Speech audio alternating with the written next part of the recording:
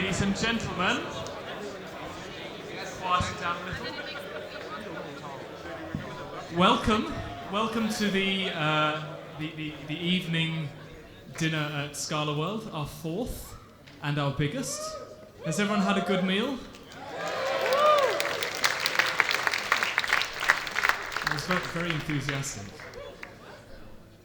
I am about to announce and introduce the Eyjafjallajökull Lecture.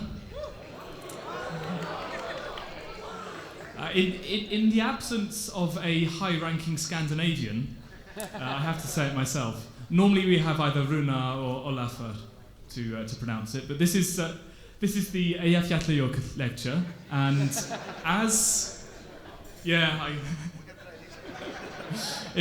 all I've got really. And as you discovered this morning when I published the agenda, our speaker this year is none other than Mr. Paweł Szulc. Would you please give him a warm welcome?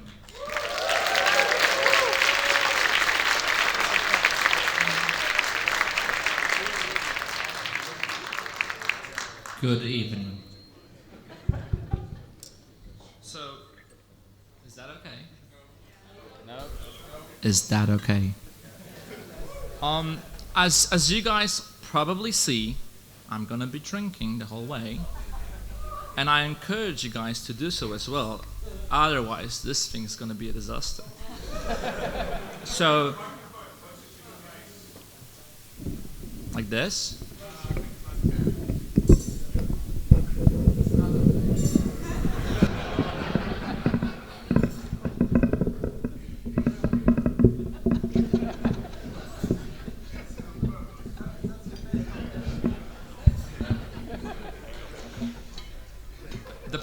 The problem is that on my right hand side there is a Polish table, which I call AKA the assholes.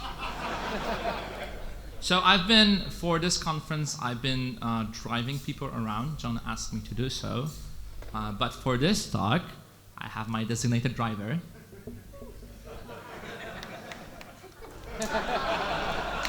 I was thinking the stuff.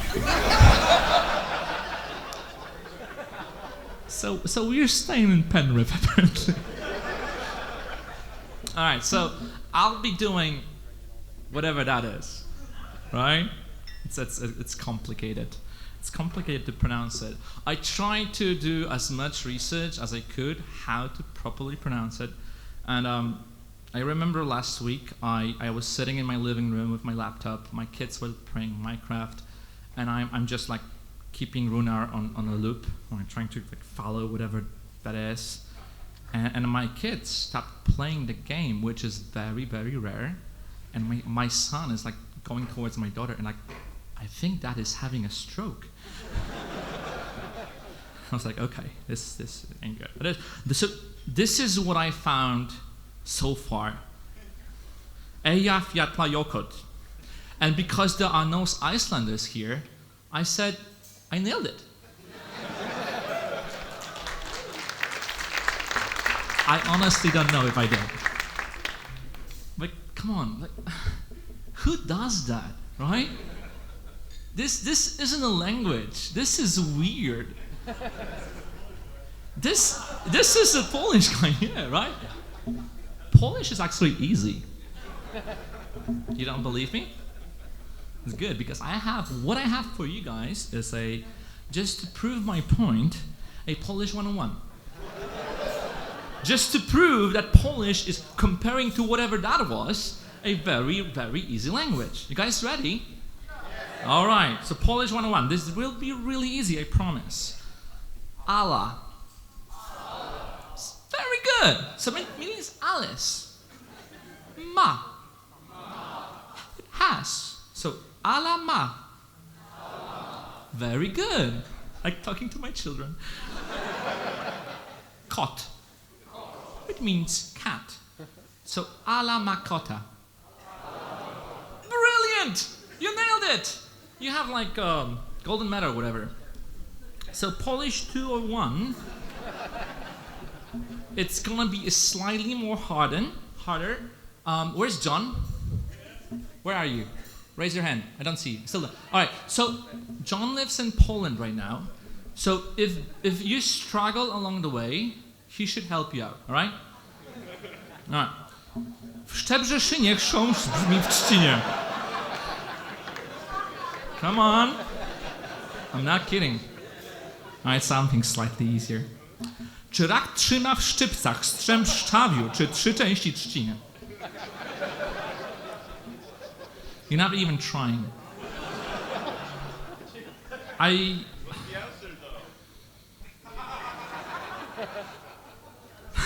That's a good question, yes.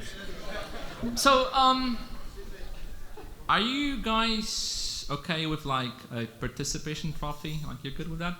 Yeah, all right. So just for you, Polish 301. And that are grammar rules. Ready?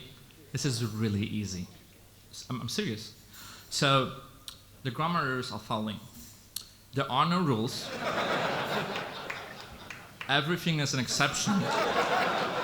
So it's basically like Java. We have sometimes exceptions to exceptions.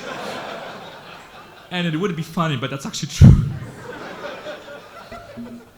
So, Polish. So that's why we like. Again, Poland.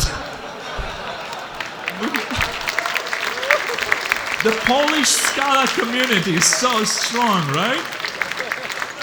A little bit of mixture of like Russian vocabulary, a little bit of German grammar, and you have a very concise language. You all should learn Polish. That's why John moved to Krakow. I don't know what that is. That is actually a valid sentence in Icelandic language. Apparently something about grandfather who owns a farm A, and the sheep that he owns is in the river. And you're telling me Polish is hard? Jesus Christ. I truly believe this language is artificial. It never existed. I can imagine like a Viking age, you know, they were just, you know, invading England or France. You know, the father came back from the raid, and he's like super wasted because he'd been drinking. And the volcano erupted, and his son is like, Dad, was that? He's like, just give me some yogurt.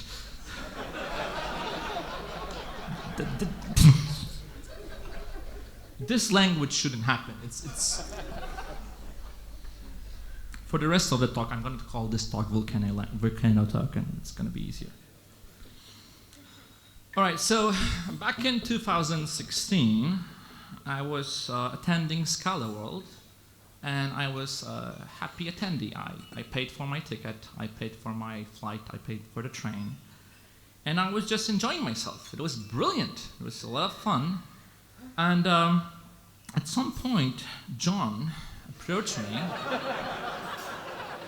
and he said, listen, Paweł, do you want to be a speaker? Now, what I should do was the following. Let me think about it. Let me look at the calendar. What I actually did was this. Yes, please. Unfortunately, this is how I negotiate my contract rates. So John asked me, okay, so what are you going to be talking about at the conference? And I gave him a list of all the talks I've prepared in the past, and they were ready for other conferences. And he said, that's not going to be good enough for this crowd. And I'm like, oh, okay. So at that time, I was working at Slam Data with John Dagos, and I got really excited with free monads and data types, a la carte, and approach and encodings. And I said, I can actually do a talk about that. And he said, great, do it. That was 4 p.m. My talk was supposed to be next day at 11 a.m. So I started creating this talk completely from the scratch. And this was me at around 8 p.m. I was still enjoying this. Around 4 a.m., I was regretting my decision. I actually called my friend in the US because the code was not compiling, and I asked him if you just could help me out, because I'm doing this talk in 5 hours and it's just that doesn't work. So luckily, I did it. This is literally me doing the free monads talk at Scala World in 2016. And then from my perspective, it was a really good talk. I liked it. I know it's not much, it was just me enjoying it, but I still enjoyed it. But in 2017, the videos came out. Yeah, they shouldn't. So I watched them, and what I was trying to sell a point that when you have a problem which is complex, the complexity does not disappear magically, right? You only can tackle the complexity if you can decompose it, you can tackle the decomposed problems, and you have ability to decompose the solutions back to your original problem, then you're good. This is the vocabulary I should be using.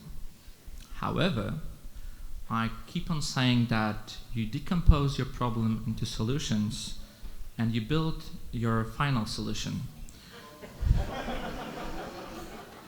And I repeated that 6 times, I think. So this is me watching that video. I'm like, oh no.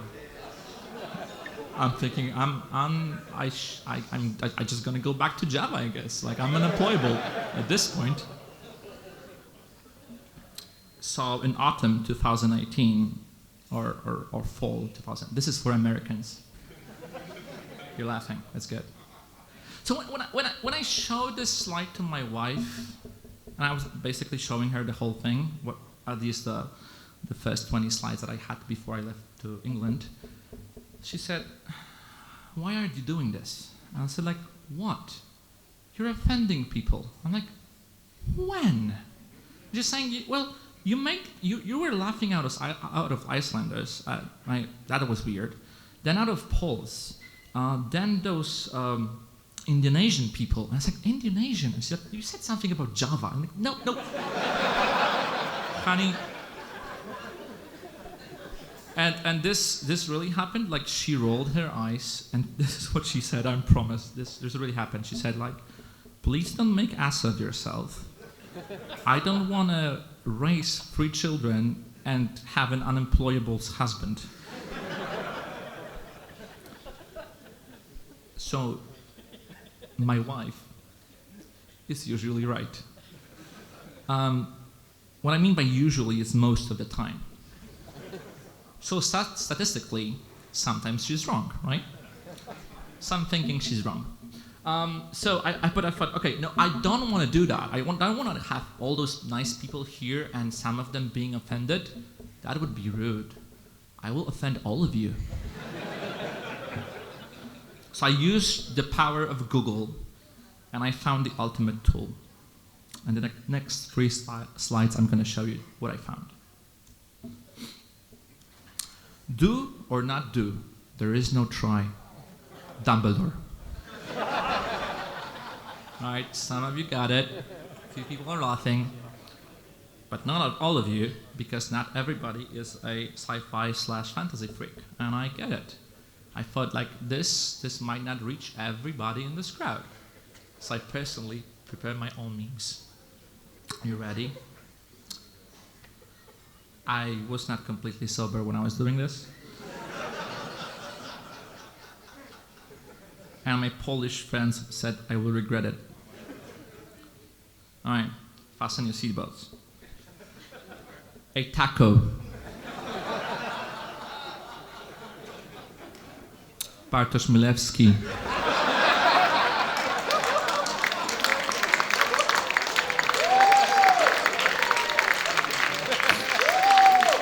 This is my favorite one. And I was actually writing software for the company that I work for. I work remotely, and I don't recommend it. You basically always work. That never ends. But she looked, and on the second screen, this slide was, on the second screen, and then she looked at it and she's like, "What is that?" And then I show Bartosz's blog, and she just laughed. I said, "Okay, my wife is laughing. That should be good." All right. So, you ready? Continuous integration server. Simon working for Facebook. Rio de Janeiro. Unfortunately, this picture was taken in Poland.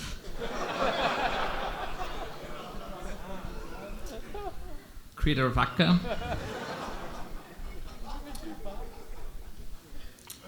IntelliJ. Should be a wheel. Set theory. And if you're all not offended, the very famous opera in Milan, Italy.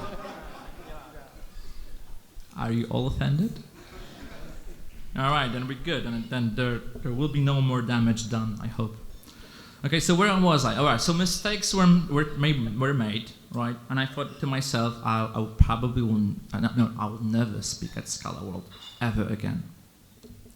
So in autumn, fall, or October 2018, I was at this amazing conference, Scala World in Cadiz. And I happened to pop out at the speaker's dinner where there were almost no people in it. I just showed up early. So I'm just hanging around a beautiful building, and suddenly, in one of the rooms, somebody comes along. That was John. And John is saying, "Volcano talk." And I should be like, "John, I made mistakes. You should consider other people." What I did was this. So this is where we are. So I thought, at that time, I didn't have any idea what I would be speaking at this talk because, well, it's a very weird talk. It's really hard to grasp what this talk should be really about. But I reckon whatever will excite me at the end of 2019, I will just do that. And I have 12 months. That's plenty of time, right? 10 months later, I woke up like, holy shit, there's like 30 days till Scala World. And I have nothing prepared. And if you follow my Twitter, the only thing, well, not only thing, but one of the things, the main thing that really excites me right now is Haskell. And this is a Scala conference, so I'm thinking, okay, I can do this.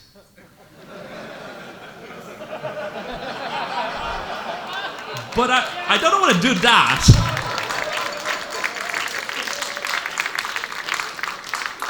By the way, I am still writing, I'm still writing Scala, so I didn't transition from Scala to Haskell, so that doesn't put me in that position to, speaking about Haskell at Scala conferences. So I'm thinking, I'm not doing this. Like, Scala is one of those things I'm hyper-fixating right now, and it's completely destroying my current career, but yeah, that shouldn't be what I'm doing. So then I thought, okay, so I'm actually writing a pure FP software, and we're using this really cool feature, tagless final, but John killed it. I'm like, God damn it, John.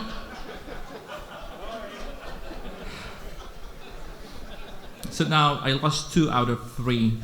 And then I had, obviously, there's last thing that really excites me right now, and that's category theory, but with the crowd, like Emily, she's not here, she's sleeping, Americans. But Bartosz is here, and I thought no, this is just gonna be whatever I'll say, Bartosz will be elementary. So no, I'm not gonna do that. So that got me really, really, really worried. And then I thought okay, so what I'll do is I'll rewatch all the previous Volcano presentations and see what other speakers did. So, and I found a pattern which I really liked. So, this is Paul Phillips doing the very first Volcano talk, and he said, I didn't know what to talk about. This is me, this is fantastic. I can actually relate to that. Then Bodil, she said, I got invited to do a keynote at Scala conference, and I don't know any Scala, so what do I talk about?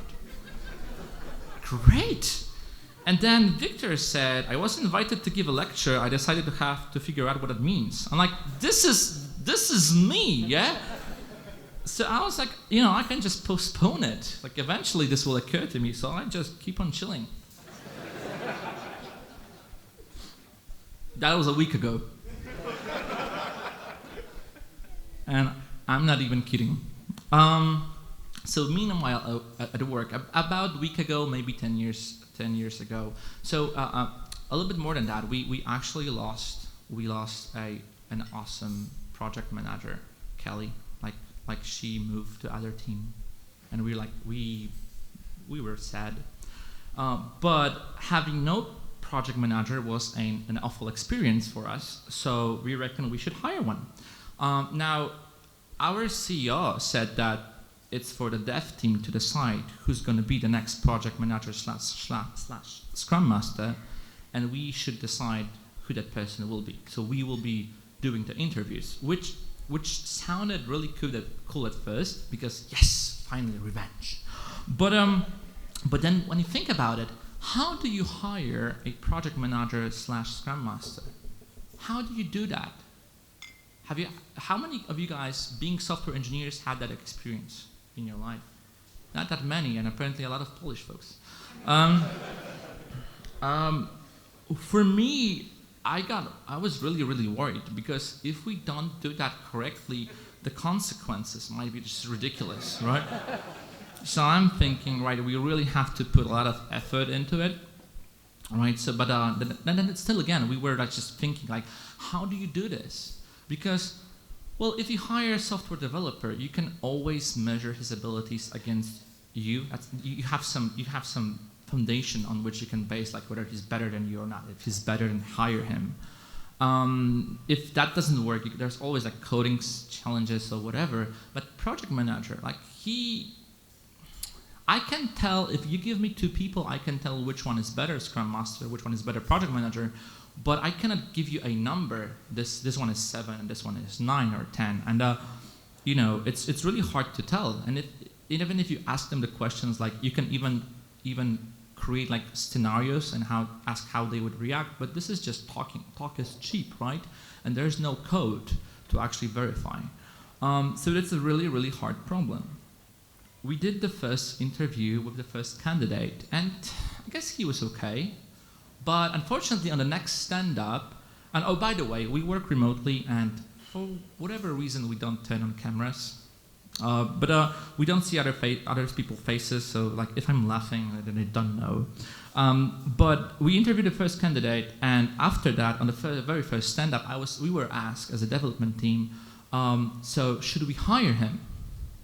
And that was weird. We just saw one guy, right? And this is a very important position. And some of my friends, some of my colleagues said, listen, like this is not enough information. This is like we should see more people.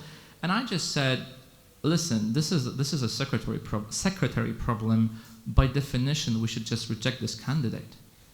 And the product owner was like, Paweł, you are aware that we are not hiring a secretary? I'm like, yeah. Yes, but then I reckon, okay, I haven't heard about secretary problem. I only learned about it 12 months ago, so maybe other people haven't heard about it. So I reckon this is going to be my Eyjafjallajökull talk, the secretary problem. So without further ado, after the longest introduction in history, you have the actual presentation, which will last for like maybe 5 minutes. So I should be drinking this. And so should you. Enjoy. Yeah. All right. So the secretary problem. But before we do that, let's play a little game. All right. So I asked John. I knew when I learned I'm gonna do that, I asked John one thing. Could you bring the yellow and red papers, like different colors, so people can vote? And he said he will do it. I should know by now that that wouldn't happen.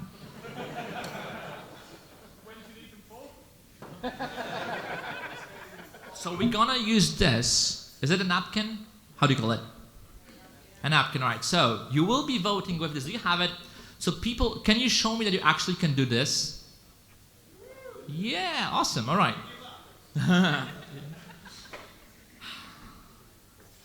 Yeah, I want to make a joke, but how much do you like me, Valentine? Friends.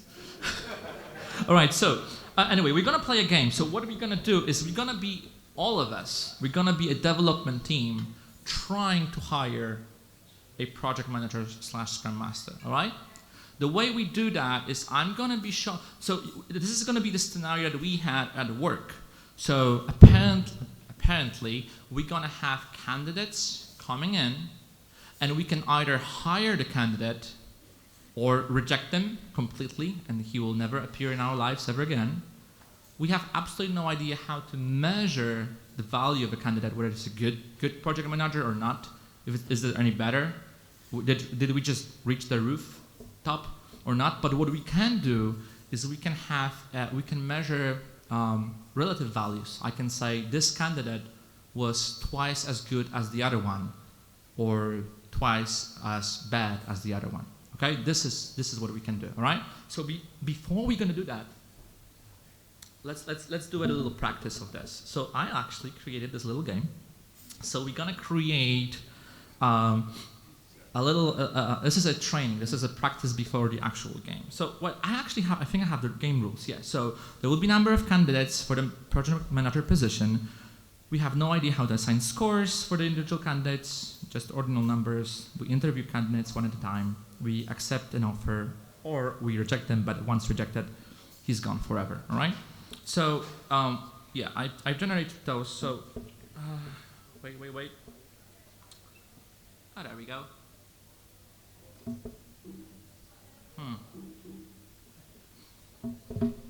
I was hoping for a different template, but for whatever reason, yeah, we're gonna go with this one. So right now we have, why there is no different, just give me a second, right? Let me just generate it one more time.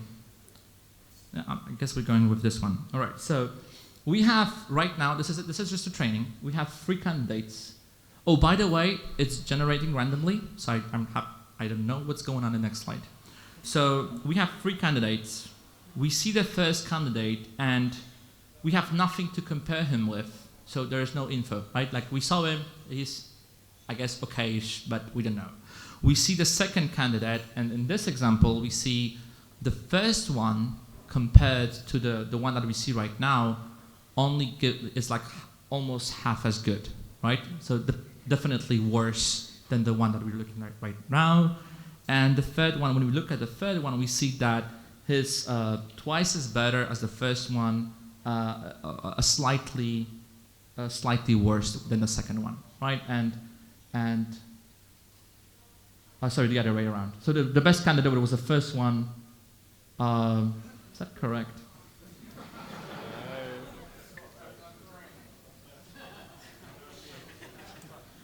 I was doing changes to this code a moment ago, so.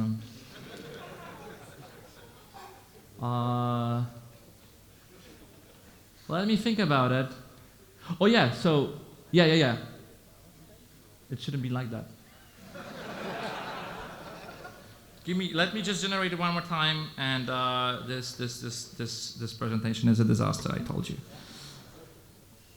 So definitely, this one should be like five times more good than the first one.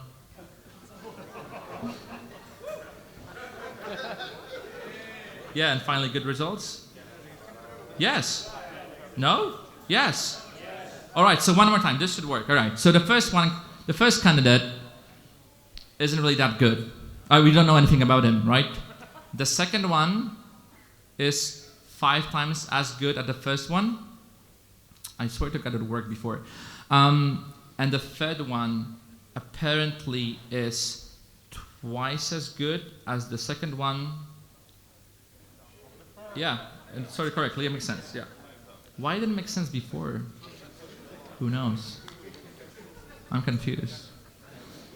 Do we want to try this one more time, or are we good? All right, let's do this. So let's say 30 candidates. There's going to be 30 candidates. Is that right? All right, so the way we're gonna play this is you're gonna see a candidate, and if you think we should move on, just don't do nothing. Just stay chilled. If you think we should hire him, just raise your napkin, all right? And if I see like majority of napkins, I assume the development team choose their next Scrum Master, all right? So the first candidate, we have nothing to compare. There's one guy already. Oh, but not the majority. Trolls. So the second one is twice as good. I'm ignoring the Polish table. The third one is 5 as good. All right. The fourth one. So he's better than the first candidate, but a lot worse than the second one and the third one. All right, the fifth one. The sixth one. We cannot go back. We lost them forever. So the sixth one is as good as the fifth one. The fifth one, they are equal because that's 100%. The second one and the third one were a lot better. The seventh one is like. Eventually, we're gonna reach out of candidates. All right. Did you guys make your decision? That's awesome. That's the wrong one. All right. So let me get back to the presentation. So game rules, the start of the simulator. All right. So what was the intuition for you guys to make the decision? Apparently, at some point, everybody raised their hand. Any thoughts? Yeah, he's not Polish, but he's getting there. We actually have like when you become Polish, you get like a package. There's like a sausage and vodka, picture of Pope, things like that. He's getting there. There are two ways we can fail. We can either stop too early, so we pick somebody, but they're actually along the way, they were somebody a lot better. Or we can stop too late, because we cannot go back. We are still waiting for somebody better than what we saw so far, but there's no one on the line, and we just run out of the candidates, and we have to pick the last one, whatever the chances. So there are two ways we can fail. And our strategy, when we select project manager or Scrum Master, should be exactly the balance between those two possible failures. Either stop too early or stop too fast. We should definitely find somebody who is best of all the people that we've seen so far. But what does it mean to be the best of all the people we've seen so far?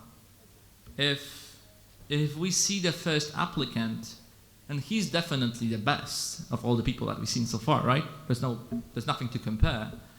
If we see two applicants, each of them have a 50% chance of being the best one, and so on and so forth. Like we've seen the fifth one, he has 20% chance of being the best one. So we see that as the search continues, steadily the candidates become more impressive, but the probability of getting the best one decreases. And now you have to find the right strategy to find the best one. So there are different strategies that you can consider. So for example, you can offer the second time the candidate trumps all the other one you see so far, or maybe the third time, I don't know. Or you just pick the next best after some period of time where you just saw only the bad ones. This is basically what you guys did. Like at some point, like, oh, this is crap. Yeah, something better. Yeah, let's do this. But actually, the strategy that you should choose has a name, and it's called look then leap rule. And the idea is that for some period of time, you look at what you're getting, and after that period of time, you gathered some data, and then you go into that leap phase where you select the very first candidate who's better than everybody else you've seen so far. Okay? So still the question is when I should start leaping, and I should start looking and start leaping? That's the question. But the math behind it, and also like what's the chance of being successful? The math behind it, we can try to work it out. Actually, it's not the math you were hoping for. It's the math you deserve. So if we just have one candidate, then the answer is simple, right? Just hire him. And the chance of being successful is just 100%. There's nobody other on the line. Just get the guy. That's it. Now, if you have two candidates on the line, then it doesn't really matter which one you choose. Just pick one, right? The chance of getting the best is 50%. You don't know, but those are the chances. If you have three candidates on the line, things get interesting. Because if you select just by chance, you just pick one randomly, then the probability of getting the best one is only 33%, right? But if you look till the first candidate, so what you do is you look at the first candidate and then you jump into the leap phase. So at the second candidate, you compare the second candidate to the first one and you do the following. If the second candidate is better than the first one, you immediately hire the second candidate. If he's worse, then you go to the third one. And if you go with that strategy, the chances of getting the best one are 50%, which is a lot better than by chance. Yep. So, if we follow that, you're gonna see that following this rule, the numbers are changing, and the chance of getting the best candidate slowly decreases, but it's slowly stopping around 37%. So the more candidates we have along the line, the chance of getting the best candidate are 37%. And by the way, the look phase you should only also do for like more or less 30% of the time. So you should look at the very first 37% of your candidates, and then you should jump to the leap phase. So to answer those two questions, how long should I look before I leap, and what are the chances of being successful, there's one answer, and that's 37%. And it's a really nice symmetry popping out in math for whatever reason. But it still means that we get 63% of failure, right? And you might be depressed if you see that number, especially if you're me and my colleagues and you have to hire a Scrum Master. But then again, if you look at the numbers, the values will not change, regardless if you have 10 candidates or 1 million.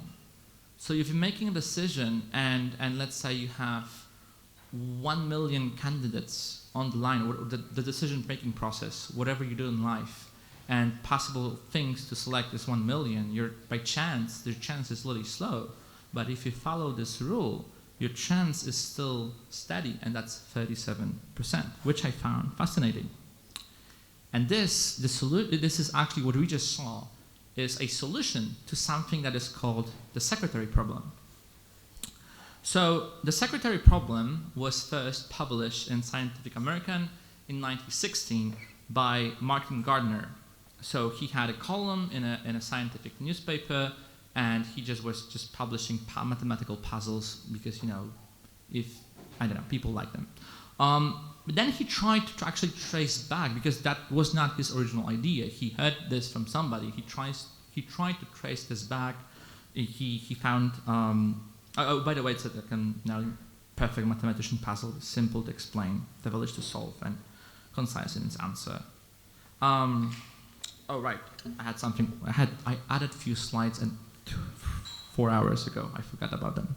So, what are intriguing implications of following this rule? And one of them, apparently, might be love, finding your loved one. I married the first man I ever kissed. When I tell this to my children, they're just about to throw up. Barbara Bush. So this is a story about Michael Trick, who is a university professor. But I don't know if you know this, but all the university professors, they used to be undergraduates. And he was an undergraduate as well. and just a young man looking for love. And for whatever weird reasons, he realized like he was looking for love, and he felt like, oh, this is a secretary problem. So he approached the problem as any other mathematician would do. So he didn't know how many women he will find in his life, but there's a trick that you can apply to this problem, is that instead of talking about how many candidates, you can actually talk about how the period of time. So he reckoned he would like to get married somewhere between 18 and 40, and the 37% rule said he would have to propose at being 26 years old. He was 26 years old, and apparently at the time was seeing a girl which he really, really liked. So he proposed. What happened? He got rejected. Obviously. And you might be thinking, math in your face. But that's not how the math works, apparently, because we can apply the same rule that we did to the simple secretary problem. We can talk about what happens if there are rejections, if we're not always guaranteed that the thing we choose gets selected. And if, for example, you have a chance of getting rejected 50% of the time, you should leave after 25%. And yes, that gives you 25% chance of just getting the best candidate. Math is cruel, apparently. And there are different variants of this problem. They happen to pop out in the literature and in papers. So like, what if you can recall the decision? What if immediate proposals get accepted immediately, but if you belate your decision, you're rejected half of the time? So, and they all have numbers. What if you have full information? So what if you can objectively assign a value to each of the candidate? You know that this one is actually like 7, right?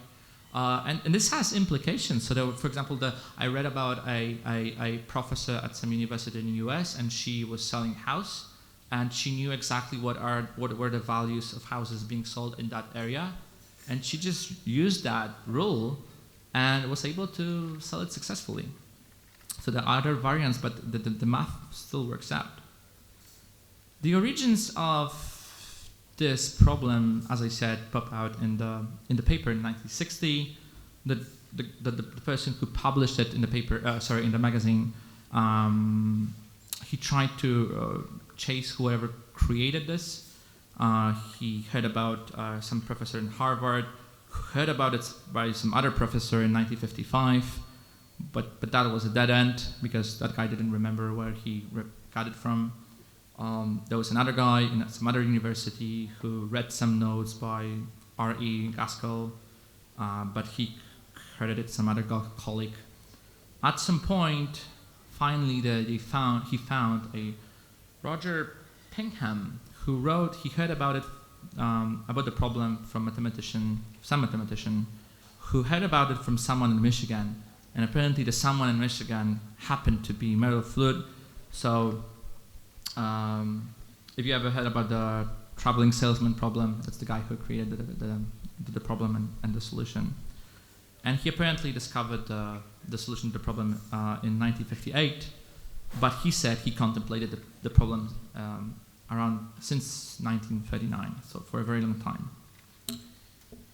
I found this quote that it's charming to watch each culture put its own anthropological spin on the formal systems. Like in ancient Greece, you have dining philosophers, or in early 20th century, you have motorists searching for hotels. Apparently, male-dominated mid-century had male bosses choosing female assistants. But then again, the problem was to find a project manager, scrum master. So I'm thinking, 21st century, we should just call it scrum master problem. Scrum problem, they go together. All right, so we made that game, right? You guys had an answer actually. You choose candidate 8. 90-37 rule should tell you what.